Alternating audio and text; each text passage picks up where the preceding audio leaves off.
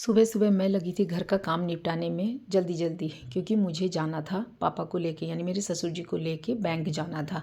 और ये आज मेरी छोटी बिटिया रानी स्कूल नहीं गई थी तो इनको भूख लगी थी, तो ये अपने नाश्ते का सैंडविच बना रही थी। जब मैं किचन में झाड़ू लगाने आई तो ये अपने नाश्ते का सैंडविच बना रही थी।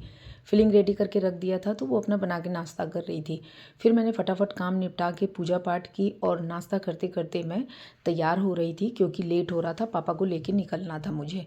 और पापा को टाइम दे दो ना एक बार कि हाँ इतने बजे निकलना है, तो फिर वो परेशान होने लगते हैं जब लेट होने लगता है। तो मैंने फटाफट ऑटो बुलाया, ऑटो बुक किया था, वो आ गया और हम चले गए। पापा को लेके बैंक जाना था, लेकिन तभी रास्ते में अचानक ही पापा को लग गई जोर की पॉटी।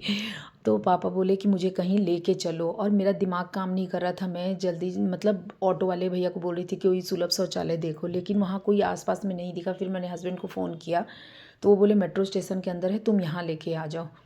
और वो इनका ऑफिस, हस्बैंड का ऑफिस पास में ही है, तो वो भी वहाँ आ गए थे। फिर वो पापा को लेके गए मेट्रो स्टेशन के अंदर जो सुलभ कॉम्प्लेक्स है उसमें, और मैं बाहर वेट कर रही थी।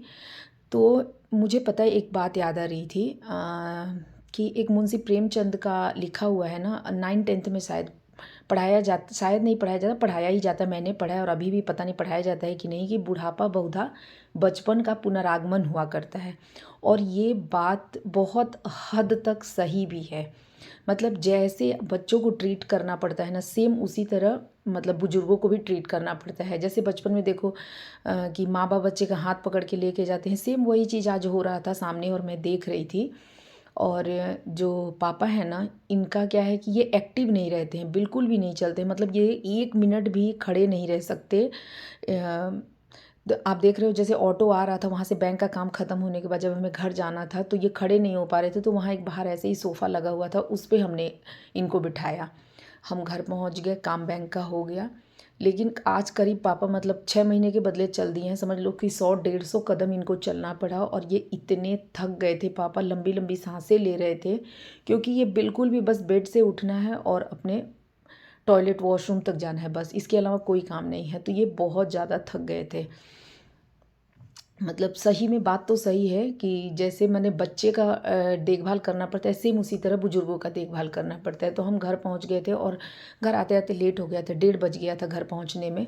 तो मैं साग लेकर आई थी एक दिन पहले बनाने के लिए, लेकिन दोपहर में तो साग बन नहीं पाया, तो मैं इधर साग भी चुन रही थी और इधर खाना बनाया पापा के लिए, दाल रोटी सब्जी, और अपने और बेटी के लिए तहरी बना दी मैंने फटाफट।